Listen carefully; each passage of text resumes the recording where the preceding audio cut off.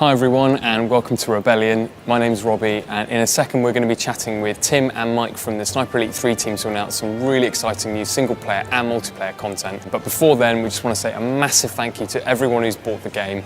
You've helped us get to #1 in the UK and loads of charts across the world, and it's just been such an exciting month for the studio, reading everyone's comments, reading all the reviews and seeing what you thought of the game. But let's have a quick sneak peek now at some really cool stuff that we've been working on since launch.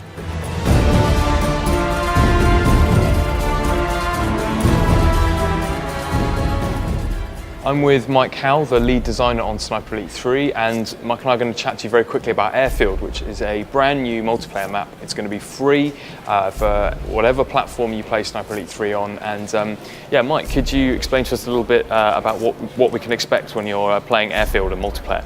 Sure thing, buddy. Well, a lot of the fans might be familiar with Airfield from the single-player campaign, and we've taken this airfield and absolutely obliterated it now. So the hangars have been torn apart. There's been a bombing run which has gone down the center of the airfield. We've introduced these nice little sort of flanking routes underneath the airfield that you can furtively duck under and flank your opponents. And we've got a lot of new sniping positions which we've introduced throughout the map as well, which the players will have a bit of fun trying to find those new ones in the environment. Yeah, sure, great. So do you have any tips on certain areas players should be looking out for?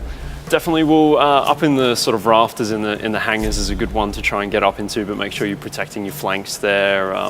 We've got a lot of nice soft cover around the edge of the map, so players who are getting down and dirty with the ghillie suit will enjoy using some of the brush and foliage to snipe players from up in the hills and see how the tactics go there. Okay, great.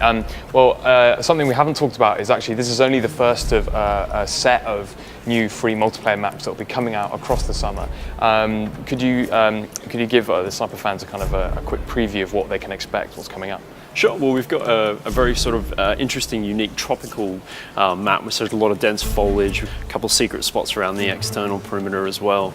We've got a high altitude map, which is actually kind of 3 spires, and they're separated with the sort of like old ruined sort of dry riverbed and lots of tank carcasses and that sort of thing. And it's really sort of interesting dynamic. We've been playing that with the studio up north, and the final one's kind of just a ruinous sort of battlefield with a bit of a seascape around the outside of it. But again, there's lots of great vantage points for the player to take advantage of there as well. Great, sounds like a lot of fun.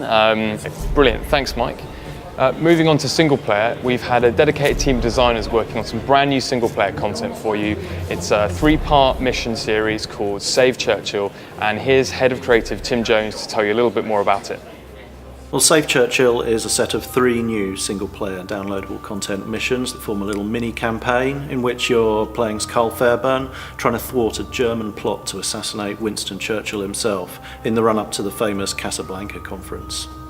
Well, we've got some really exciting stuff over the 3 levels. The first is actually a return to the popular Seaware Oasis mission, but this time it's at night. It's more overgrown, time has passed, it's been bombed out. It'll play very differently to what players have experienced before. In the later levels, we move into a secret weapons facility. There's like a stunning coliseum in one of the missions, which is actually the largest environment we've created in any of the Sniper Elite games ever, which I think is going to blow people away. For experienced Sniper Elite players that have been through the campaign, they'll be looking for some new experiences. So we've got new encounters, new weapons, new unit types, and the new missions I think are really going to feel very different.